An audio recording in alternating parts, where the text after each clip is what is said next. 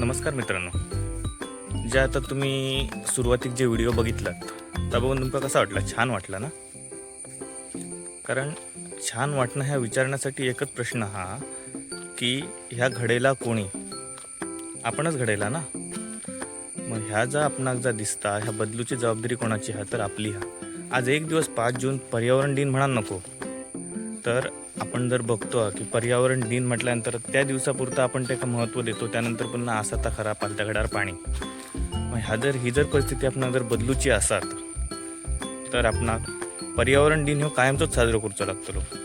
कारण कायमचो साजरो करणं म्हणजे गाजावाजा करून नुसतं साजरो करणं नाही, तर त्याच्याविषयी आपण आत्मीयता बाळगणं. ह्या माझा घर हा, ह्या माझा स्वतःचा हा म्हणून आपण घ्या सगळा स्वच्छ ठेवचा. आणि नुसती झाडं लावणं म्हणजे पर्यावरण दिन साजरो करणार नाही, तर आपण ज्या काय आपल्या आजूबाजू झाडं असत, पर्यावरण हा तो स्वच्छ ठेवणं, तरच आपण स्वच्छ राहतो, आपण निरोगी राहतो. प्रत्येक वेळी नुसतं आपण त्या दिवसापुरता त्याला महत्त्व देतो आणि त्यानंतर पुन्हा असा ता खरा. कारण आज जर बघितला तर आपण स्वच्छ हवा घेऊच्यासाठी, ऑक्सिजन घेऊच्यासाठी खंय तर चलाक जातो. कारण काय? तर आपण स्वच्छ हवा होई, निरोगी आपण आयुष्य व्हाया. अरे पण ह्या निरोगी आयुष्य आपण घराकडे राहून पण जगू शकतो, कळलं काय? मग त्याच्यासाठी आपण काय करूचा की आपला जो पर्यावरण हा ह्या रोजच्यासाठीच आपणाक स्वच्छ ठेवचा, निरोगी ठेवचा. आता हे व्हिडिओ बनवण्याचे कारण एकच हा की आज पर्यावरण दिन हा 5 जून. पण लोकांका जसं म्हणतात ना की त्या दिवसापुरतं त्याचा इम्पॉर्टन्स असतं. मग त्या दिवसापुरता जर आपण त्यांना काहीतरी सांगण्याचा प्रयत्न केलो, कारण मी एकट्यानं केलं आहे म्हणजे सगळा झाला नाही, किंवा तुम्ही एकट्यानं केला नाही, तुम्ही तुमच्या बरोबरच्या बाजूच्या अंका पण सांगा की ज्या तुम्ही करतात तर चुकीचं हा. कारण ह्याच्या अगोदर पण काही गोष्टी म्हणजे मळगावसारख्या ठिकाणी गोवा राज्यातनं एक आपल्याच महाराष्ट्रातलो ट्रक सामान भरून घेऊन येलो आणि त्या सामानाबरोबर त्यांनी तिथलं कचरो आणलं त्या कंपनीतलं आणि मळगावात आपण खाली करू होतो. आणि त्या गाडीवर आम्ही तिथे गेल्यानंतर मी आणि माझं मित्र देवेंद्र परब आम्ही येत होतो तिथनं आणि असं विषय झालो की बघितलं तर ही गाडी खाली करतात. मग गाडीत काय ह्या बघितलं तर त्यांनी तिथनं POP वगैरे जी असतं ना, तर ती आणून तो खाली करू होतो. ती खाली करत असताना आम्ही त्याला रोखलो. त्यानंतर आम्ही त्या गाडीवर कारवाई केली. कारण काय तर दुसऱ्या राज्यातलं कचरा आणून तुम्ही आपल्या महाराष्ट्र राज्यात टाकता. मग त्याच्यात म्हणजे शेवटी कोण झाले याच्यात? हे आपले वैरी जायचा प्रयत्न चाललो. आपले वैरी जाण्यापेक्षा आपल्या पर्यावरणाच्या वैरी चालल्या. मग हे होता नाही. याच्यासाठी एक माझं छोटंसं प्रयत्न हा की तुम्ही पण माझ्यासारखं ह्या चळवळीत सामील व्हा आणि आपला पर्यावरण हा, आपलो ह्यो स्वर्ग हा व्यवस्थित अबाधित ठेवूया. आणि त्याच्यामागे प्रत्येकान काही ना काही म्हणा आपण निसर्गाचा देणा लागतो, पर्यावरणाचा देणा लागतो. म्हणून आपण एक छोटंसं प्रयत्न करूया. मी सगळा तुम्ही एकत्र करा नाही म्हणणे, मग आपण सुरुवात आपल्यापासून करूया. हळूहळू सगळ्यांपर्यंत पोचान. शेवटी आपला निसर्ग जो हा व्यवस्थित अबाधित राहतो. यासाठी माझं एक छोटंसं प्रयत्न हा, त्याच्यात तुम्ही पण सामील व्हा. आणि प्रत्येक गोष्टीसाठी मी पुढे सरतलो आहे ह्या आत्मीयतेने जर पुढे सरलात तर नक्कीच आपला ह्याचा सगळा जा परिसर हा ह्यो नक्कीच स्वच्छ होतलो आणि आपलं असंच सुरक्षित राहतलो. आणि पुन्हा एकदा तुमका सगळ्यांका पर्यावरण दिनाच्या खूप खूप शुभेच्छा. आणि जर का माझा याच्यात बोलण्यात जर चुकलं असाल तर खरोखर तुम्ही मोठ्या मनात माफ करा.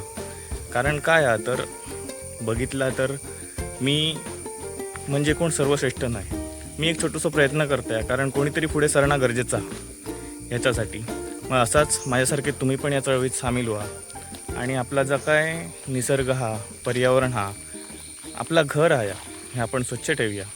याच्यासाठी एक प्रयत्न करूया. आणि पुन्हा एकदा तुमका पर्यावरण दिनाच्या खूप खूप शुभेच्छा. मित्रांनो, ह्याच गोष्टीसाठी बघा आता एक महाराष्ट्र शासनाचं म्हणजे आपल्या वन विभागाची एक आज मोहीम हा, म्हणजेच आज पर्यावरण दिनाच्या औचित्य साधून त्यांच्यानी नरेंद्र डोंगरचा जो ट्रॅक हा म्हणजे जावचो रस्तो जो हा तो त्यांनी क्लीन करतो ठरवलं हा. मग त्याच्यासाठी त्यांची आज जी सगळी टीम हा हे आता या ठिकाणी काम करताना दिसतात. तुमका व्हिडिओत पुढे दिसतच. मग ह्यासाठी जर ते करू शकतात तर आपण का नाही? ते जर वन विभाग म्हणून जर त्यांनी आपला जर हे केला नाही, आपलं एरिया साफ केला, तर आपण आपला घर, आपलं परिसर म्हणून आपण पण सुरुवात करूया. हां, यासाठी माका असंच म्हणायचं हा की आपला घर हे आपणाक सुधरूचा हा आणि त्याची सुरुवात आपल्यापासूनच करूची. धन्यवाद.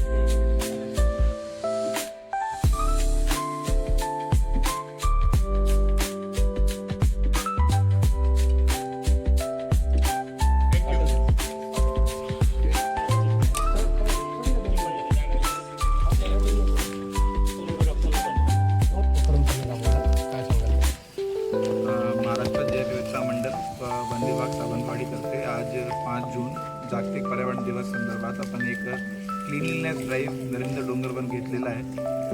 आणखी आपण सर्व जिल्ह्यामध्ये 1500 बर्ड स्टम्पची लागवड आणि 3500 नरक्या रोपेची लागवड आपण संपूर्ण जिल्ह्यामध्ये आता जागतिक पर्यावरण दिवस निमित्ताने करत आहे. माझी वन विभागातर्फे किंवा माझ्यासोबत जे पत्रकार बंधू आहे त्यांच्यासोबततर्फे मला एक लोकांना आवाहन करायचे आहे की आपण यापुढे प्लास्टिक फ्री नरेंद्र डोंगरचा एक संकल्प आपण इकडे घेत आहे. आणि माझी लोकांकडे एक रिक्वेस्ट आहे की तुम्ही प्लास्टिकचा वापर इकडे करू नका आणि जिथे जिथे डस्टबिन आहे ते डस्टबिनचा वापर करा आणि आपण सर्व मिळून नरेंद्र डोंगर आपला प्रत्येक पूर्ण सावंतवाडी आणि पूर्ण सिंधुदुर्ग जिल्ह्याला आपण प्लास्टिक फ्री करू असं आपण एक कमिटमेंट आपण आज इकडे देतो. आपला सिंधुदुर्ग जिल्ह्यामध्ये स्पेशली मान्सून टुरिझमचा एक इम्पॉर्टंट आपला क्षेत्र आहे. ते आता आपण पारपोली गावामध्ये 2 ट्री हाऊस बांधलेले आहे आणि इकडे नरेंद्र डोंगरवर आपण आमचे 2 आपले ट्री हाऊस आणि 2 कॅम्प पण आहे जे आपण आता मान्सूनमध्ये चालू करणार. तर माझी सगळे पर्यटकांना पण रिक्वेस्ट राहतील की तुम्ही वेगळे वेगळे स्पॉट्सला व्हिजिट करा आणि जे वन विभागातर्फे किंवा पर्यटन विभागातर्फे जे आपण उपक्रम घेतलेला आहे त्यांचा तुम्ही लाभ घ्या. आता आपण महाराष्ट्र जैवविविधता मंडळाचे हेल्पकडून आपण एक 1 ते 5 जून एक पुरा पांडवडा आपण केलेला आहे. आठवड्यामध्ये आपण वेगळे वेगळे प्रोग्राम्स जसे की मँग्रोव्ह एरियाजमध्ये cleanliness drive, plantation drive, Narendra Dongarvan cleanliness drive, जैवविविधताची सेन्सिटायझेशन, लोकांना माहिती देण्याचे सगळे कार्यक्रम आपण घेत आहे. पर्यावरण दिवसवर आज आपण पूर्ण जिल्ह्यामध्ये 1500 वड स्टंप लागवड आणि 3500 नरक्या रोपेची लागवड असे एकूण मिळून आपण जिल्ह्यामध्ये वन विभागातर्फे 5000 रोपेची लागवड करणार. गेल्या वर्षी तर तुम्ही किती झाडं त्यामध्ये जगली आणि वन विभागाच्या म्हणजे निरवडेला आपण सुरंगी लागवड केली होती. सुरंगी रोपेचा एक वनमंत्री साहेबांचा एक इनिशिएटिव्ह होता. त्या अंतर्गत आपण सुरंगी रोपांची लागवड केली होती. जवळपास 1100 सुरंगी रोपे लागवड व बर्ड स्टंप लागवड आपण मागच्या वर्षी पण केली. किती जगली आहे आता? सर्वायवल बरेच चांगलं आहे. 80% जास्त सर्वायवल आहे सुरंगी रोपांचा. सुरंगी रोपेमध्ये थोडं उंची येण्याकरता थोडा वेळ लागत आहे पण ते सर्वायवल सफिशियंट. पर्यावरण दिनानिमित्त जिल्ह्याच्या वन विभागातर्फे अतिशय सकारात्मक असा उपक्रम राबवण्यात आलेला आहे. या ठिकाणी DCM साहेब नितीन चापेने उपस्थित आहेत. तसंच RFO पाटील साहेब यांनी विशेष इथे परिश्रम घेऊन हा उपक्रम राबवला. आपल्या नरेंद्र डोंगर हे सावंतवाडी शहराचं एक मानांकन. जसं मोती तलाव आहे तसं नरेंद्र डोंगर आहे आणि पुढच्या येणाऱ्या पर्यटनाची जी विकास गंगा आहे त्या दृष्टीने हे फारच महत्वाचं स्थान आहे. अगदी सकाळपासून RFO आणि त्यांची पूर्ण टीम म्हणजे DCF साहेबांच्या मार्गदर्शनामुळे ही कार्यरत एवढी सगळी युवा युवती मंडळी इथे काम करत होते. आणि एक शर्मेची बाब समोर आहे सावंतवाडीकरांसाठी. म्हणजे सिंधुदुर्ग जिल्हा सावंतवाडी हे स्वच्छतेसाठी फार प्रसिद्ध आहे. उभ्या महाराष्ट्रात प्रसिद्ध आहे, कोकणच प्रसिद्ध आहे.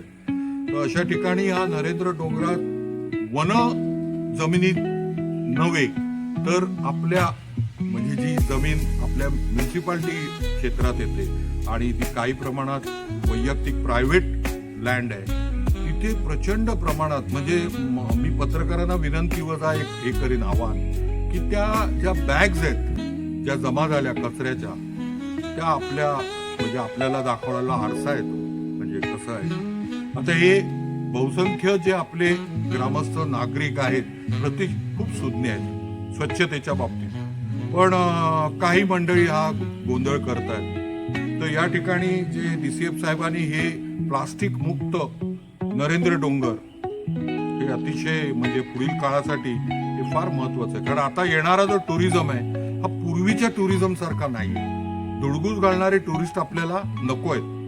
मग चांगले क्वालिटी टुरिस्ट जे इथे आपल्या सावंतवाडी शहरात जिल्ह्यात खर्च करतील आणि त्या निमित्ताने आपली आर्थिक सुबत्ता येईल. टुरिझमकडे आपण एक मोठं अर्थकारण म्हणून बघतो. पण जसे आपले समुद्र किनारे आहेत तसेच आपले हे जैवविविध डोंगर आहेत आणि एवढी मोठी जैवविविधता आपल्याला लाभलेली आहे. मी या ठिकाणी तुम्हाला सांगतो DCF साहेब मला मी चुकीचा असेल तर करेक्ट करतील की उभ्या 36 जिल्ह्यात आपल्याकडे सगळ्यात जास्त ग्रीन कव्हर आणि म्हणजे हे आजच्या काळात म्हणजे आत्ताच आपण तीव्र उष्णता काय म्हणजे भारत देश हा उष्ण देश असा जगात त्याचं हे झालं म्हणजे निचांक म्हणायला पाहिजे. कित्येक शहरं म्हणजे 43, 44 अगदी 47 डिग्री पर्यंत आपलं तापमान गेलं. तर जिथे ग्रीन कव्हर आहे तिथे हे सुपर एल निनो येऊ दे की काही येऊ दे आपल्याला रिलीफ मिळू शकतो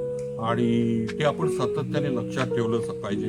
आजच DCF साहेबांच्या हस्ते वृक्षारोपणाचा कार्यक्रम आहे. आता त्यांनी माहिती दिली की फार मोठ्या प्रमाणावर वृक्षारोपण होणार आहे. पण मला सातत्याने वाटतं की वृक्षारोपण हे महत्वाचं नाही का, निश्चित महत्वाचं आहे, पण अतिशय महत्वाचं आहे की आपली जी मोठमोठी झाडं आहेत जी काय 2-4 वर्षात नाही वाढली त्यांना 50, 100, 150 वर्ष जुनी झाडं आपल्याकडे आहेत. आता ती झाडं टिकवणं म्हणजे आपल्या घरातल्या आजी आजोबांची काळजी घेण्यासारखं आहे. एवढंच या ठिकाणी नम्रपणे